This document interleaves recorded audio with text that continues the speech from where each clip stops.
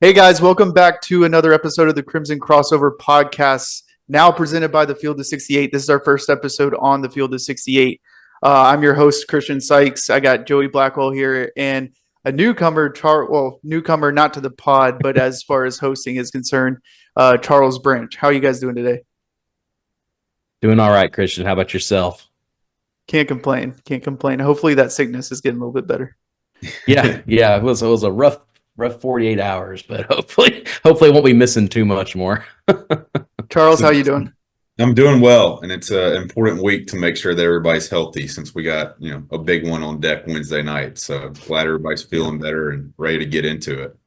Yeah, Heck yeah. and since this is our first time doing a podcast on the Field of 68, I thought it'd be helpful for at least for some of the new listeners that we may or may not get, maybe to kind of introduce yourself, give a little bit of background.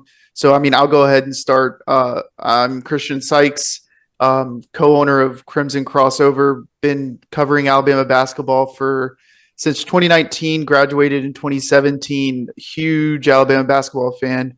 Some people say I'm not a ball knower, but I try to make do when I can. So it's a little bit about me. Yeah, for me, I'm Joey Blackwell. Covered Alabama for 5 years as a sports writer. Grew up in Alabama my whole life. Went to Alabama as well. Got my sports media degree there. Actually, one of my first memories, and this is no joke. One of my first memories as a little kid was me sitting in my high chair, and my dad was in the background watching an Alabama basketball game. So it's something that I've really enjoyed watching and experiencing with my family and friends my whole life. And glad that even though I'm retired from sports writing now, in a way I can still kind of channel it with you guys here. And looking forward to this endeavor with Field of 68 for sure. Yeah, I think that's been one of the most fun things about this. I'm Charles Branch, big Alabama basketball fan. Obviously, really excited to be a part of this. And I feel like that's what's been a lot of fun about the past couple of years too, is Alabama basketball is being able to share it with people just outside the family network as well. I've been going to games for 30 plus years with grandparents, my dad driving me down. With my grandfather and doing homework in the back seat of his Cadillac, and 30 minutes before the game would tip off, and sitting around with aunts and uncles. So probably seen some of the players that I've mentioned to Michael Southern and Tide Hoops history that are back in the 90s, like Eric Washington and Brian Williams. And as things have obviously picked up for us in the recent years, it's just been great to kind of expand that network to you guys and a lot of guys that people here on the spaces, and just share in the moments that we've all had to get together and the success that Coach Oates has brought to the team. And really excited to talk Alabama basketball and keep that going here for many years to come, hopefully. Yeah, that's a good point about the spaces. So this kind of endeavor started as a way for Alabama fans, because for people that don't know, which I don't know how you don't, Alabama football is the dominant storyline, and Joey can attest to this in Alabama media, in Alabama journalism. And we at Crimson Crossover saw a lapse of coverage there. And, as fans that love basketball, we decided that we were going to start something that could cover solely Alabama basketball for an Alabama basketball fan. And there's been many iterations. We used to write articles, cover recruiting, different things like that. But our mainstay has been Twitter Spaces, that we do post game analysis, similar to like a radio show that allows fans, same as us, to come in, talk Alabama basketball, develop knowledge, and feel like a sense of community, with that. And so it's been pretty successful, and super thankful for the Field of 68 to allow us to kind of grow the platform a little bit more and maybe bring in a little bit more Alabama basketball fans down the road. So let's get right into it. So the first thing we're going to talk about, I think it's a great starting point for the podcast. We're halfway through the season, the SEC conference season. Alabama's sitting 8-1 atop of the SEC. Give me your thoughts and analysis. We'll start with Charles first on kind of the expectation of Alabama that you had going into it with the 8-5 non-conference record, and then kind of where you see going forward, maybe Alabama can be at, atop the SEC? Sure. So regardless of how the first half of the season went as far as the non-conference, I think we all really thought that 7-2 was very realistic for this team as it related to the SEC schedule and was going to set you up really well for the first half. I don't think we expected South Carolina to be as good as they are. And even the game last week against Georgia, I mean, we saw how tough they played us, how we had to come back down from 14, how hard they play. And they've played some other teams in the SEC very, very well this year. But to be at 8-1 when we thought it was going to be 7-2 is just really a statement to not only the coaching staff and Coach Oates, but this team, because as we all know, there was a lot of people that were upset as far as what the record was after playing some really good competition. And I think there were some games too that we felt like we should have had, maybe against an Ohio State or against a Clemson. But this team has continued to grow and grow, and we feel like it's a team that really could peak in March. So I'm really excited about where we are right now. And obviously, to start the second half, we're going to get tested early, being at Auburn and being at LSU. It's basically quad 2, quad 1 games the rest of the way out until you get to Arkansas on Senior Day. There's a lot of games on the road, like at Florida, at Ole Miss. We got Texas A&M at home. We've got teams that it's not only about trying to beat us as being the top dog in the SEC, but they need resume wins to get into the NCAA tournament. And obviously, one of the things that we've struggled with is defense. I think we're starting to get better there too. We had a great game Saturday against Mississippi State, probably one of the better rebounding teams, but then we can still go back to the game before that where we just got beat on the boards by Georgia as well. And we're going to play Florida, who's one of the top rebounding teams. We got to play Tennessee again, which is very, very physical. Auburn does a great job rebounding the ball too. So we've got a bunch of challenges, but this team is battle tested. Is it good enough to win the SEC? Yes. Will it? I don't know, but I think we can feel pretty confident that we're going to secure a top 4 seed in the SEC tournament, secure our spot in the NCAA tournament, and hopefully just continue that continuous growth that Coach Oates talks about as far as one of our 3 mantras as we get into March here towards the end of the year. Yeah, in Georgia, man, they really tried to give Alabama that 7-2 record that we were all predicting. That was one of the craziest games of the year. Yeah, I predicted we were going to be 7-2 at the halfway point, and it's shall we say a surprise. This team is capable of doing a lot of great things, and it kind of goes back to what you were saying, Charles, with their struggles early on. A lot of people were concerned, but people like you and me and guys that have been watching this team and watching Alabama basketball for a long time know that it's good it's not necessarily good, but it's okay to have those concerns early, because then you're able to correct those mistakes. It's better to struggle early than to be perfect early, in my opinion. And I know a lot of people not agree with that, but when you have those mistakes, you can see your flaws early and work on them. And that's what we've seen this team do so far, is correct a lot of issues they've had. We've seen them slowly but surely get better on defense, as you were saying, Charles. It's a thing that they were struggling with in non-conference play, but really have stepped it up. There's a lot of opportunities heading into this second half, like, opening at Auburn, at LSU, hosting Florida, going to play at Kentucky. These are a lot of opportunities to obviously, maintain their standing in the conference, but also put them on the national stage and maybe boost their ranking a little bit, get them in front of a lot more eyes with these big teams like Kentucky. So overall, it's been a fantastic season. If I had to pick a biggest surprise of the year so far, it wouldn't be Alabama. I think all the teams that we've seen we thought would be good are really good. The biggest surprise to me in the conference this year so far has been Arkansas, and just the polar opposite. I think a lot of people assume they might have an off year, but not to the level that we've seen so far. And I know this is an Arkansas podcast, so I'm not going to sit here and talk about them for too long, but just all the teams that we thought would be good were good, Arkansas being the one outlier there. But that just goes to show that really on any night, it can be anybody's game, just like we saw with Alabama and Georgia a couple of weeks ago. So really looking forward to this second half and seeing how, where the teams are lined up and, come early March in the tournament. And on the flip side of that, I just realized, first of all, that my headset was kind of like wonky. On the perks of being on the camera, I guess. By the way, guys, this is our first time ever doing a video recording, so might be a little bit of kinks that we need to work out. On the flip side of that, I think South Carolina has been the surprise of the SEC. They're sitting at, I think, 19-3 right now, with wins over Tennessee, wins over Kentucky, both on the road, I believe. Maybe Kentucky was at home. I think Tennessee was on the road. But they come in this week ranked 15th in the AP poll, and I know a few Alabama fans are a little upset that they got ranked higher than us because we beat them by 27. But for those fans, I'll just simply say the AP poll doesn't matter. It's just a number next to a name. The only AP poll that, if you want it to matter, would be the final one, similar to the college football playoff rankings. Oh, apologies. I just made a football reference on her.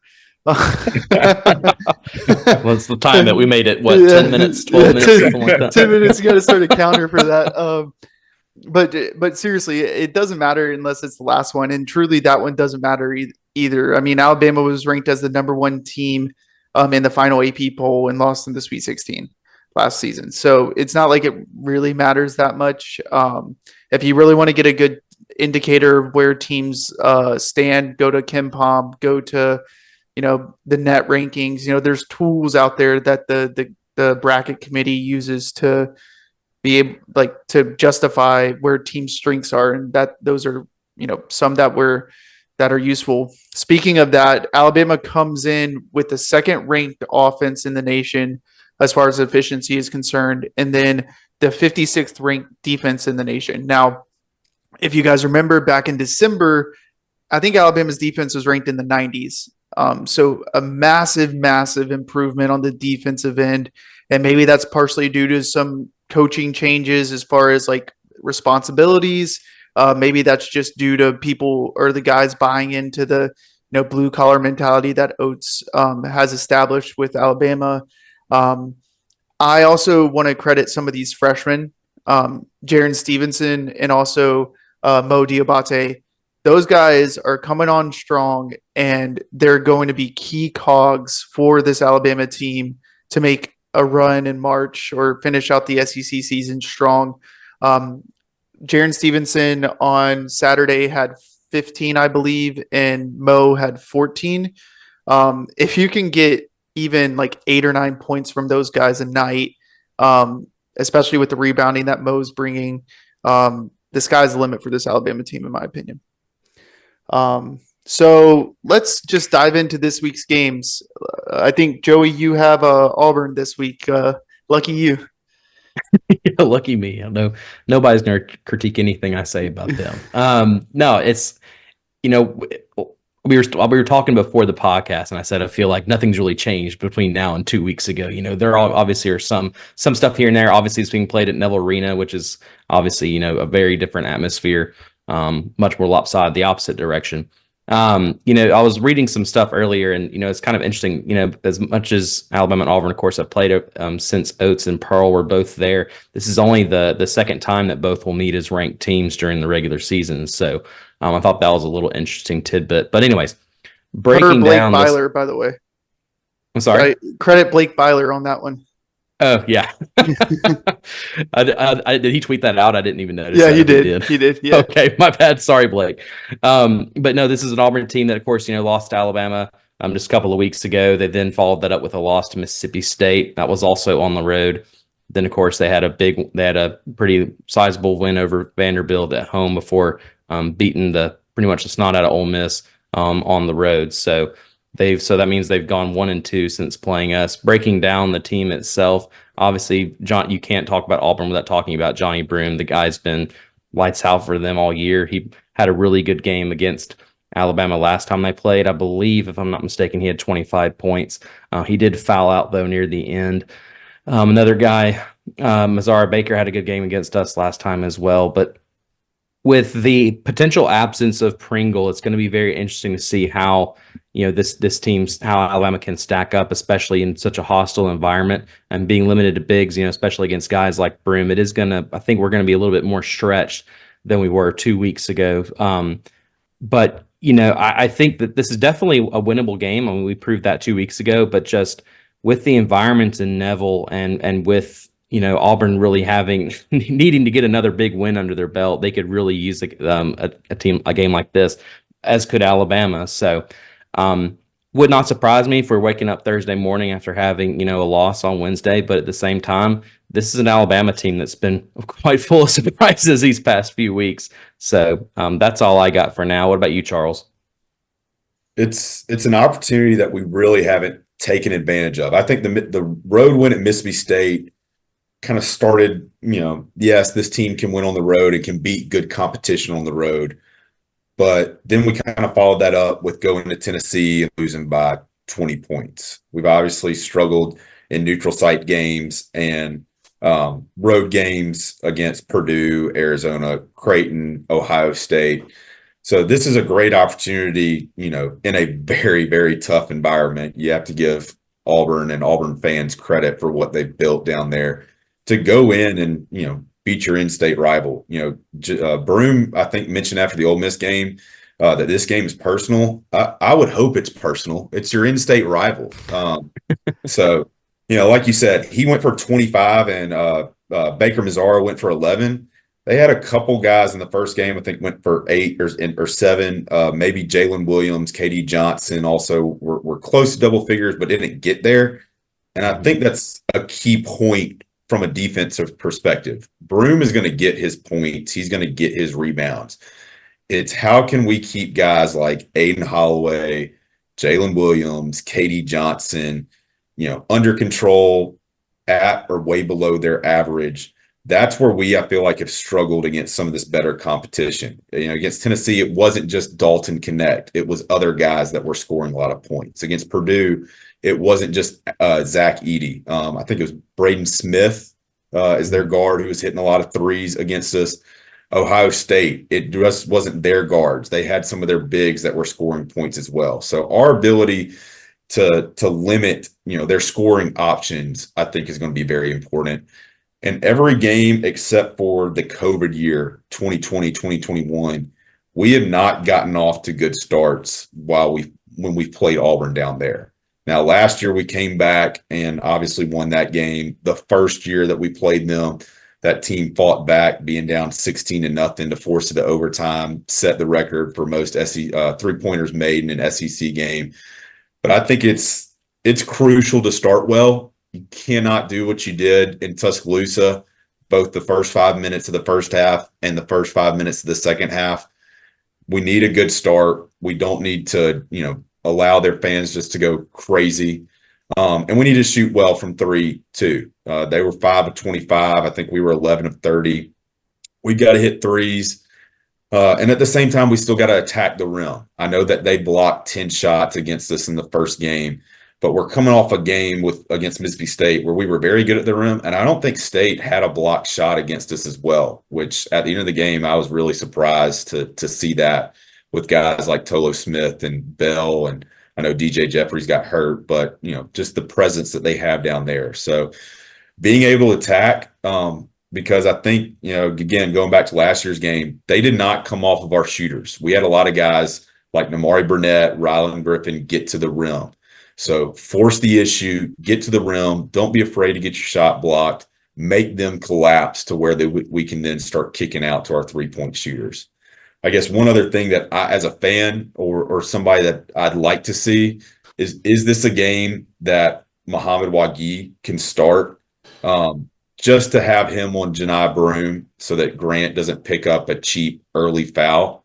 Obviously, the starting lineup that we've had has been successful, but that would be one thing that I might like to see, even if he just plays for the first 3 minutes, just so that you don't get something cheap and Grant has to play cautious against Broome for the next 17, 15 minutes of the first half.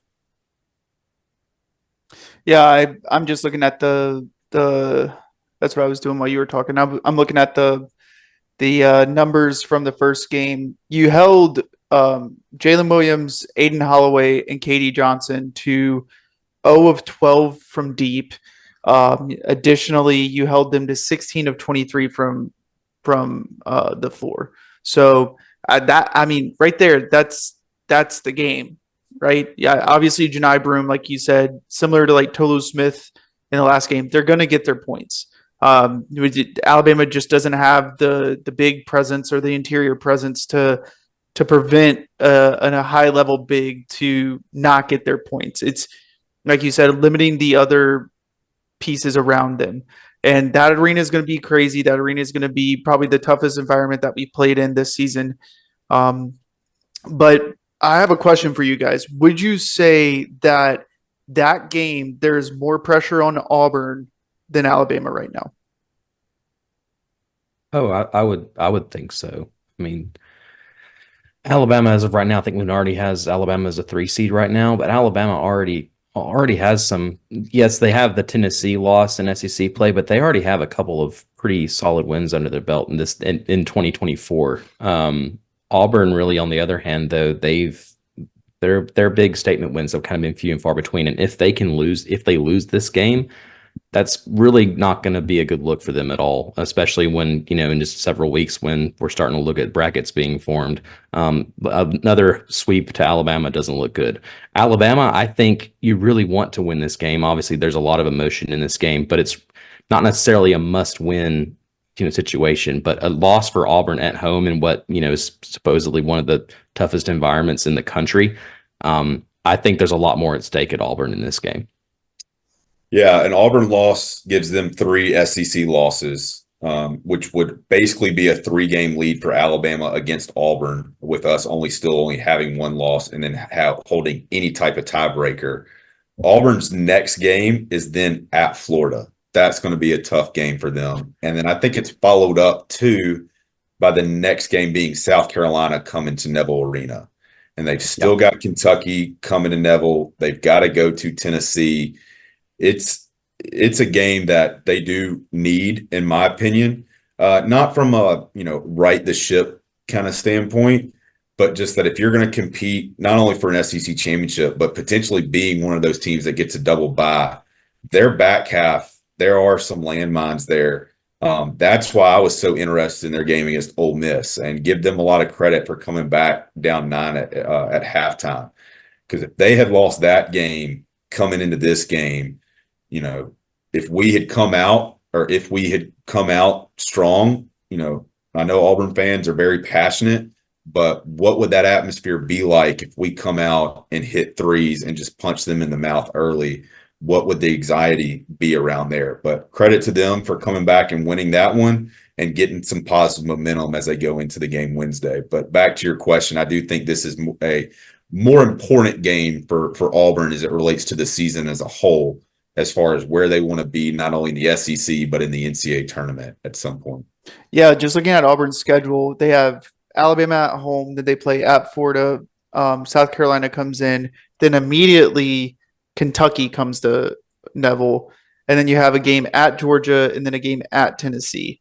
So, it's a gauntlet. That's their back half after that, you got Mississippi State at home, Missouri, and then at Georgia again. So at least at the end of the season, they kind of have some breathing room. But that 6-game stretch right there, that's tough. That's really tough. And I can guarantee you this SEC schedule makers, whenever they made that schedule, they didn't probably realize how good South Carolina was going to be, because there's no breathing room for Auburn. So if they don't come out with a win, then you're realistically, I'm not saying it's going to happen, so don't come back to me and say it will. There's a real chance that Auburn could go 3-3 if they lose on Wednesday, on their next 6. So it's tough out there for some Auburn fans right now. Hopefully they get not saying their ship isn't right, because they're 16-4 right now, something like that. That's what I was about to say. It's basketball in the state of Alabama has gotten great when Alabama's the first team in the conference and Auburn's the second team in the conference, and their year isn't going as well as they wanted it to. It was 18-4. Apologies, not 16. But yeah, you're right. Auburn's 18-4, and they're it's similar to kind of like that, how we were talking about in December with that gauntlet of the 3-game stretch that we had, where I think going into that stretch, we were like, you're looking at 6-5 dead in the face. Like there's no let up. And this stretch is a little bit easier than what we had to go through, but it's more quality teams for longer. So it's definitely going to be interesting. Super excited about it. And just for everyone listening, I'm working with noted Barner, Pablo Escobarner, to, I guess, when you're listening to this, to have a space tonight, because it's coming out on Tuesday, with Alabama Auburn fans, like we did the first round for the iBobs. So just stay tuned on our Twitter account. We'll post out what that's going to look like in the schedule, but it should be, I guess, Tuesday night or tonight because you're listening to it on Tuesday. Okay, so switching. If you're listening to this on Iron Bowl basketball game day, you missed it. Sorry. You missed it. It's on my Twitter account, or it's on Pablo's Twitter account. Go check it out. Switching gears just a little bit. After the iBob part 2, you got the LSU game, part 2. Alabama's going down to Baton Rouge to face the LSU Tigers. I think, Charles, what do you got on this game for us? Yeah, so prior to playing LSU on Saturday after Auburn, they've actually got a game at Tennessee on Wednesday night as well. So for them, they're starting their gauntlet where they will be at Tennessee, then have us at home, then they go to Florida and South Carolina, and then they get Kentucky at home. So if I'm an LSU fan, picking between, Alabama and Kentucky as far as which game can I win at home, I mean, both of those games, it's who's going to get to 80, 90, or 100 first, because as we've seen, Kentucky doesn't play defense as well. LSU's averaging almost 80 points per game in the SEC. It's right at 79, but they're also averaging giving up 77 points a game as well. And we kind of saw it in the game in Tuscaloosa, where that was back and forth, both teams hitting shots early on in the first half. And then we go into halftime up 50-44 with a quick little spurt after the Nate Oates technical. And it was still pretty close. It was 64-57 at the 13-minute mark. And then 2 minutes later, we're up 17. We're up 75-58. Hit a couple threes. They obviously hit the one free throw. And just went from there. It's kind of similar to the Mississippi State game where we had a time where we made some stops, made some shots, and then they just couldn't catch up with us from there. I'm actually, really intrigued by this LSU team because it's got a lot of guys that have played a lot of college basketball, and not just college basketball, throughout the country, but SEC basketball as well. Jordan Wright, who's the transfer from Vanderbilt, averages 15.5 a game. Jalen Cook, who was originally at LSU, went down the road to Tulane, came back to LSU, and has now gotten cleared. He's averaging 15.5 a game right now as well. Derek Fountain was a guy who spent 2 years at Mississippi State, and now he's at his second year at LSU as well. And Trey Hannibal was a guy that was at South Carolina for 2 years, went to Murray State with McMahon, and then came to LSU, and he's been there for 2 years as well.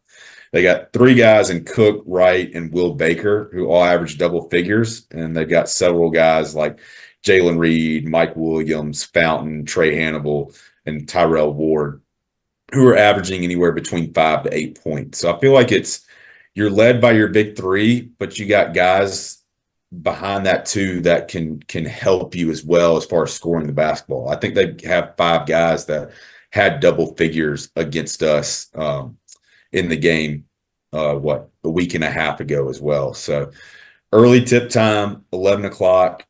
It's a game that we should win. We're the more talented team. We've had more success throughout the year. If I'm LSU, this is the game that I want to get as far as those 5. I don't want to be sitting 0-4 where I'm then playing Kentucky at home. But it's going to be I think it's going to be a track meet. They're a high tempo team as well. I think 49th in KenPom and tempo. It'd be great if we can come out with a better defensive effort than giving up 88 points, but it's going to be a high scoring game, and hopefully it's a game that our shots are falling. We can hit some threes, but also we can get to the basket as well, and get some twos and get to the free throw line as well.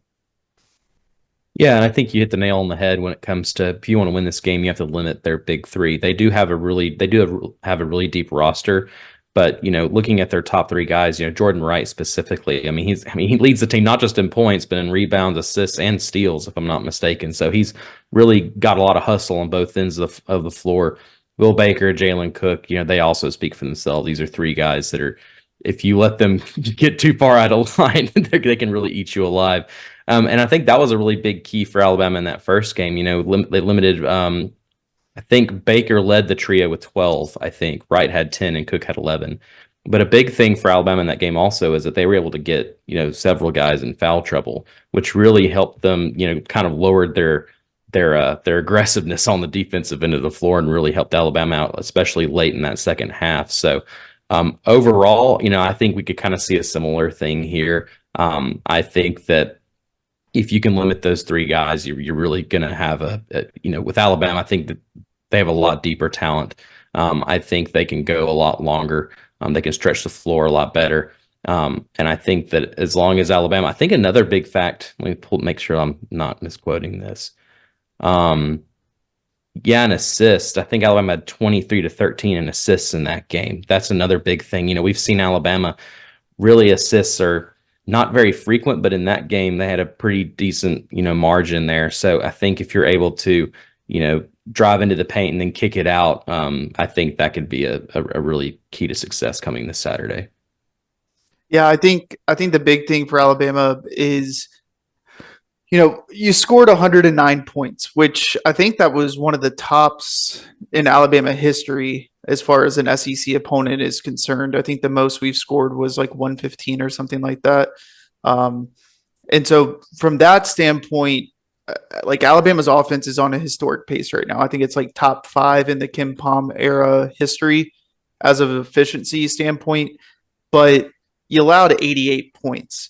And while you still won by 21, allowing 88 points, sometimes those shots aren't falling on from your offensive side, and you need to be able to shore up the defense. And obviously, we saw that with the Mississippi State game.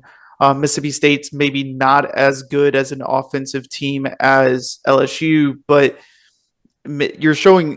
Alabama's showing signs that the defense is coming around a little bit.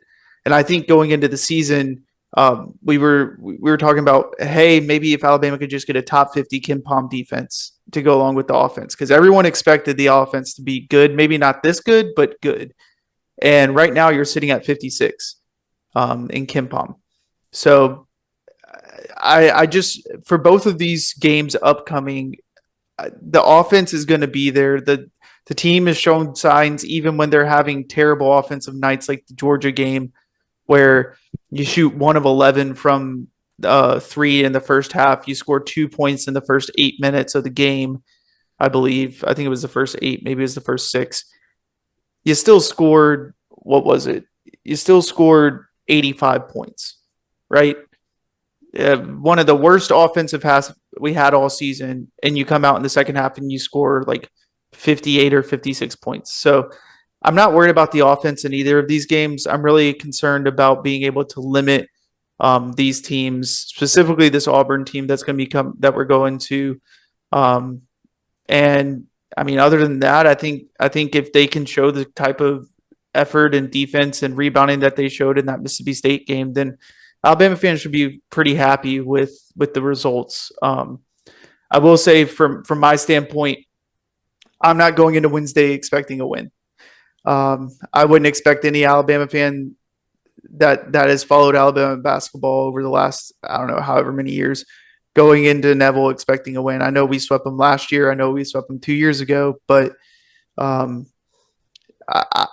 think that this Auburn team's a good team. I think that they provide matchup issues for us, specifically on the interior. And I fully expect KD Johnson to go 9 of 10 from 3, just because that's just what happens in Neville Arena. Which I think is going to make that next game against LSU important as far as what's your mindset coming out of that game. because I think LSU's record is a little misleading. They're 4-4 currently in the SEC. I expect them to be 4-5 when we play them and lose at Tennessee like most teams do. Two of their losses, one of them was to Texas A&M at home, where they just couldn't really close out the last 3 minutes, and they've already beaten Texas A&M on the road. And then another loss was at Georgia, where they were up 1 with 8 seconds left and ended up losing 68-66. So that's a team that almost could be sitting 6-2 right now in the SEC, which would be completely different, obviously, than the 4-4 record. And there's a lot of teams I feel like that way as far as the SEC. Georgia's also in that category, in my opinion, too, that they're better teams than what their record shows. And if you don't show up ready to play, if you're not focused, like we were not focused against Georgia, then you're going to get punched in the mouth and you're going to be scrambling, the rest of that first half, and you're going to have to find a way to play yourself back into the game in the second half. So it's regardless of what happens Wednesday night, got to have the right mindset going into Saturday. I will say, once we do pull out the win on Wednesday, everybody take cover, because Bruce Pearl's going to be ready to fight somebody, because that seems to be the trend after we beat Auburn. Whether it's in the SEC tournament or whether it's in Tuscaloosa, he's going after somebody or he's throwing something. So duck and cover. It's a good thing they don't serve liquor at Golden Corral. I'll say that much. Jesus. I'm pretty sure I heard a rumor somewhere that there may or may not have been a hole somewhere in the wall in Coleman after the Auburn game. So I can't confirm or deny those allegations, but I've heard some rumors or some murmurs. Okay, just let's talk about the back half of the SEC schedule for Alabama. We kind of already touched on it a little bit earlier, but how do you see this Alabama team finishing these next 9 games? Yeah, obviously it starts with these 2 games we've talked about, but after that, I think back-to-back home games after these 2 back-to-back road games is huge, especially that second game against Florida. I think that's really going to come in crucial. Then you have the road game at Kentucky. So if you can get those 2 wins at home between Texas A&M and Florida, I really like, how there's a great potential for these guys to really like how they're feeling, moving and grooving heading into, that tough road Kentucky game. Obviously, then they play at Ole Miss, hosting Tennessee, which will be that'll be an interesting game to say the least. And then closing it out at Florida and hosting Arkansas. So overall, with these, how many games are left? 9. I think, I'm going to stick with my same prediction that I did the first half. I'm going to say, I think if they could go 7-2 in these final 9, you're looking really good.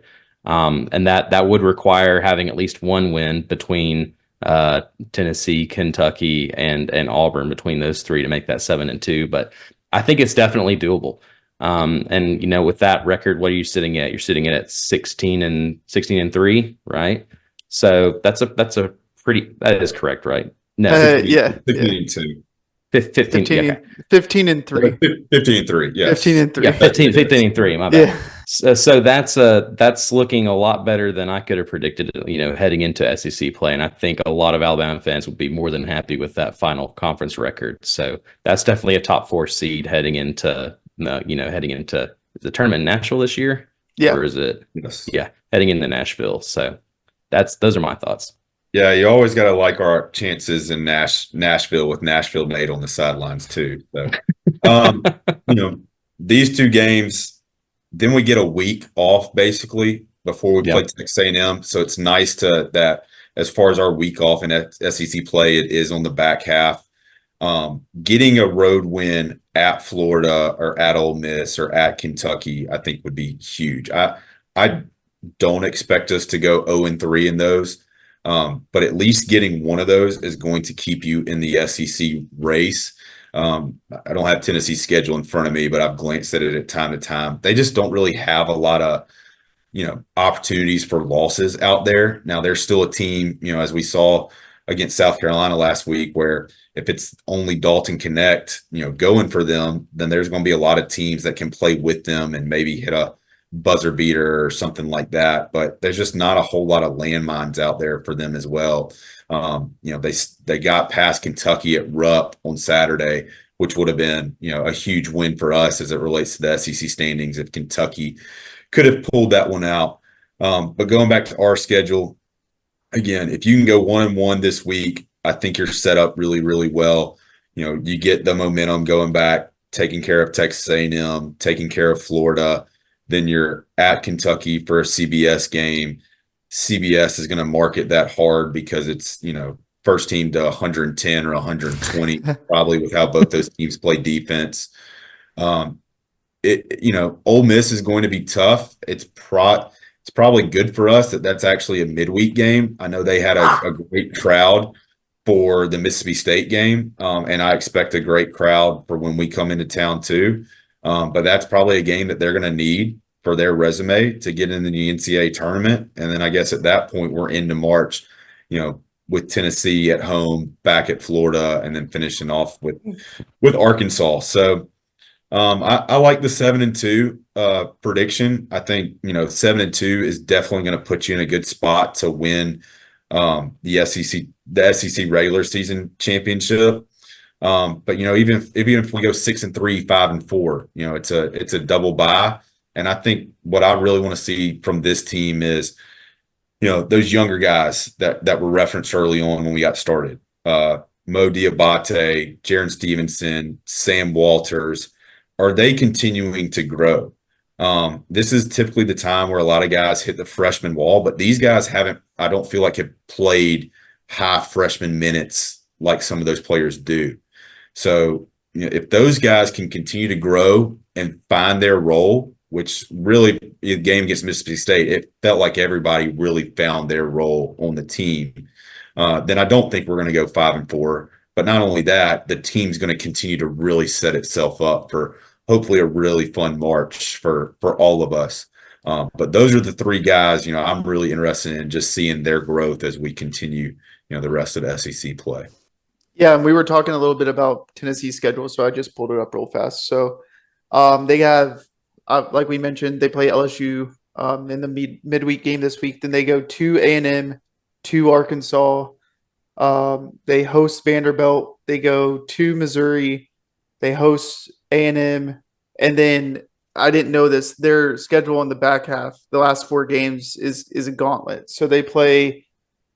They host Auburn. They play at Alabama. They play at South Carolina, and then they play at home versus Kentucky to end the season. So, some Auburn fans I saw on Twitter were saying, "Oh, well, the SEC is going to be decided next or on Wednesday." I really think the SEC is going to be decided March 2nd, when Tennessee comes to host, or when Alabama hosts Tennessee. But even if it's not then, Texas or Tennessee has a real opportunity to either falter down the stretch or really secure their spot as a top 2 or even a 1 seed in the NCAA tournament. As far as Alabama is concerned, I personally think that we'll probably go 6-3. For those of you guys who don't know me and haven't tuned into Spaces, I'm the pessimist of the group. Alabama basketball has hurt me way too many times to be optimistic. Heck, I might even say 5-4. So then I can be real happy if we go 6-3. But I think if they do go 7-2, I think that wins the SEC. I think 15-3 this year, and the SEC wins the SEC. I think 14-4 wins the SEC this year. I think across the board, the SEC is a fairly even conference as far as talent is concerned on a per team basis. Obviously, you have Tennessee that's doing exceptionally well right now. And not to say that the rest of the pack isn't as good as Tennessee, as you saw South Carolina beat them last week. But I think as far as like a March projection, I think it's Tennessee, then a gap, and then you have that field of South Carolina, Alabama, Auburn, and Kentucky.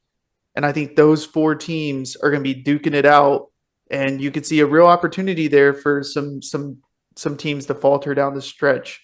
It wouldn't surprise me for a team like South Carolina or maybe Alabama or Kentucky to finish at 11-7 or 12-6, right? Just because that's kind of how the SEC's been this year. with weird things happening. And like we always like to say, it's tough to win on the road. So anything can happen when you're on the road. Yeah, I know there's probably some guys with more history that could talk about when Pistol Pete or when some of those Kentucky teams would come to Tuscaloosa and play, and how big some of those games were. It's hard to imagine there being a bigger game at Coleman Coliseum than what the Alabama-Tennessee game could be Saturday, March 2nd. I believe it's a 7 o'clock ESPN tip. Hopefully College game day. ESPN, yeah, hopefully ESPN will do the right thing and do College game day.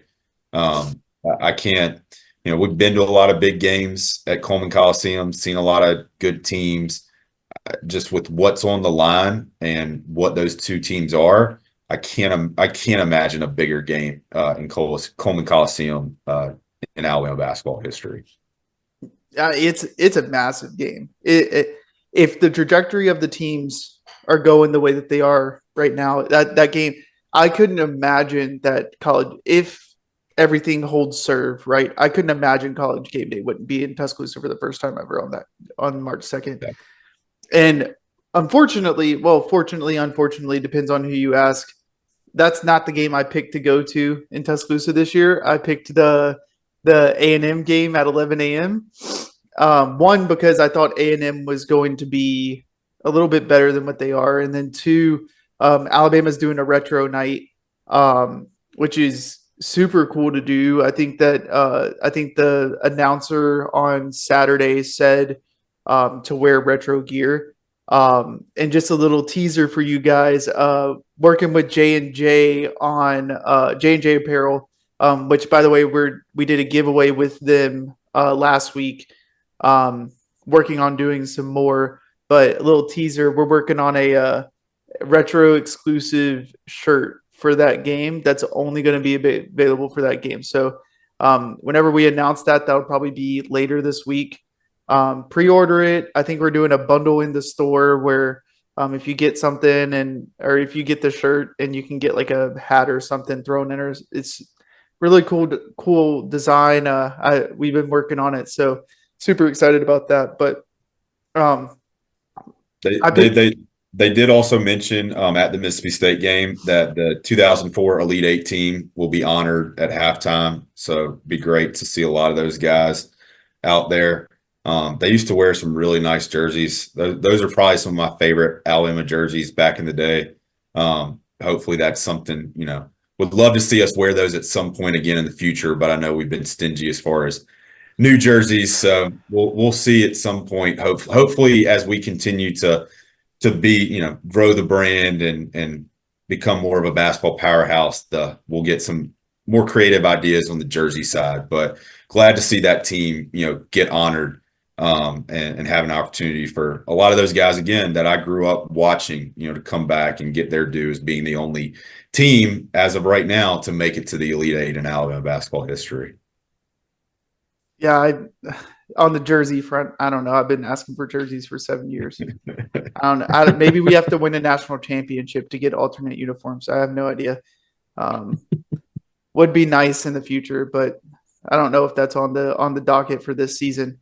But anyway, I am excited to be back in Tuscaloosa on the 17th. I know, Joey, you said you got a bachelor party that you got to go to. So Nick Kelly's bachelor party of all things on the beat. So he picked a terrible weekend. So everybody give him grief for that. Well, I heard Hunter Johnson's going on that too. I don't know what's going to happen down in Tuscaloosa. He is. Me and Tony Tsoukalis are the two that are planning it. So we'll see how crazy this gets. Where are you guys going? We're going down to Seacrest, which is just, I think it's just to the east of Destin, if I'm not mistaken. So going to be down there for 3 or 4 days, and hopefully I'll come back with most of our limbs. So we'll see what happens. You're gonna have a no phone rule with all those Alabama beat writers together. Jesus. Well, I wouldn't be worried about the beat writers. I'm worried about Hunter being down there. That's what I'm worried about. But that's a good idea. I didn't think about that. Maybe I'll get one of those big old lock boxes. We'll just toss them in at the beginning of the week. We'll see. Yeah, and whoever picks out their phone first has to pay for dinner. That's what I'm saying. I'll rig it so that Sukalis pulls his out first. Yeah. No big Alabama news except for beating Texas A&M can happen that weekend. Hey, I'll take it. You might get like Nate Oates is a front runner for the Louisville job or something during that weekend. Oh, They're gosh. going to be like losing their mind or something. I don't want to do that to Chase Goodbread. Chase Goodbread's going to be still in Tuscaloosa at the time. I don't want him to have to deal with that, but we'll see. Well, oh, goodness. Anyway, guys, I don't know if you guys have anything else, any other talking points we missed. I think that'll about cover it. Excited to do this with Field of 68 and really looking forward to this new endeavor. And hopefully people don't get too tired of my face being on video. But thank you for having us, Christian. Looking forward to doing this. Yeah, my mom texted me this afternoon. She said, "You need to make sure you get a haircut." And I was like, seriously? Like that's the worry. That's the worry. But no, super excited to do this with you guys. Like I said, Joey, you've been doing it with us this year. Charles, you've been on our spaces since the inception of them. So it's nothing more than what we've been doing. We got some cool and exciting stuff planned for hopefully this new content on the Field of 68. Super thankful for them to allow us to join the network. And hopefully that means that, maybe we get interviews with either some of the players or different things like that. Because, Nate Oates goes on Field of 68. So it really, really opens up the door for us and allows us to grow, I guess, our coverage, and then just be able to share the type of passion that we have for Alabama basketball. So super excited for that. Just a couple of notes. Like I said, we're going to do a space, I guess, to be tonight with Pablo Escobar, similar to what we did the first Iron Bowl a basketball matchup where, we're just going to go in, just talk about Alabama, Auburn. We didn't get rowdy, but I think Pablo might be hosting it, so it might get a little bit more rowdy depending on the Auburn fans he brings in. But other than that, like we always do, we'll have post-game coverage following the Auburn game, post-game coverage following the LSU game. And I know this is coming out on a Tuesday, but we plan to have these out on Monday, just so it covers games that we might have on Tuesday. And then additionally, just be sure to follow Joey and Charles if you guys want to shout out your ads on Twitter for basketball coverage. At _ Joey Blackwell. Couldn't be easier to remember. Yeah, I'm at C Branch IV. And please don't follow me on Twitter because I'm a terrible Twitter follow.